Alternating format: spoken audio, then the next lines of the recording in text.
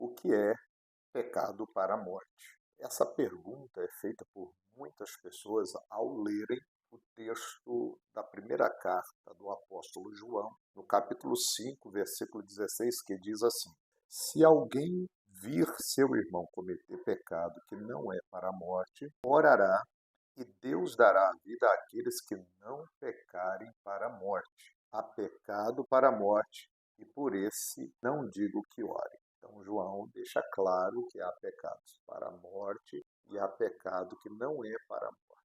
Como identificar um pecado para a morte, a ponto de não poder orar pela pessoa que cometeu tal pecado? Porque a luz do texto aqui declara que para ele não se deve orar, que não há um perdão para ele. Como compreender isso? Que tipo de pecado leva alguém ao pecado para a morte? Muita gente indaga, questiona, querendo entender o que é pecado para a morte.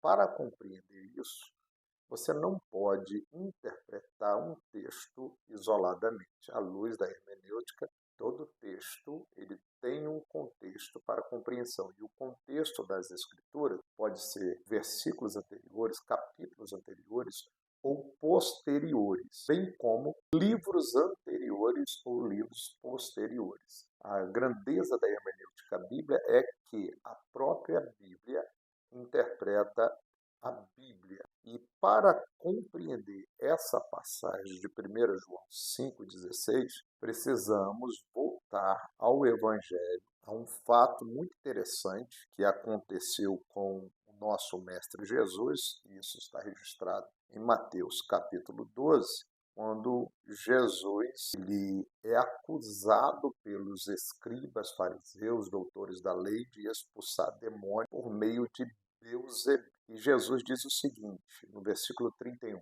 por esse motivo eu lhes digo que todo pecado e blasfêmia serão perdoados aos homens, mas a blasfêmia contra o Espírito Santo não será perdoada.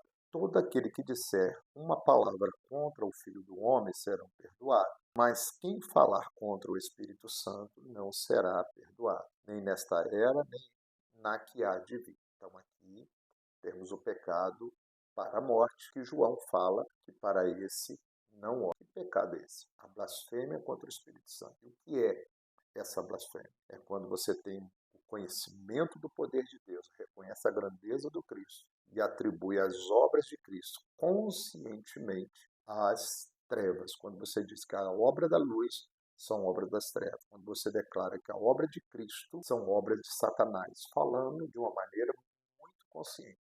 Quem fala isso são os mestres da lei, são os doutores da lei, que sabiam e reconheciam que em Cristo se cumpria as profecias que declarava que ele era o Cristo, o Messias esperado, e atribuíram as suas obras às trevas e a Satanás. Às vezes as pessoas ficam perguntando, meu Deus, como eu sei se eu pequei ou não, se eu blasfemei ou não contra o Espírito Santo? Só de você estar preocupado quanto a isso, você não blasfemou. Se você está buscando arrependimento pelos seus pecados, você não pecou e nem blasfemou. Um dos sinais de que é o blasfemor é que nele não é gerado o arrependimento.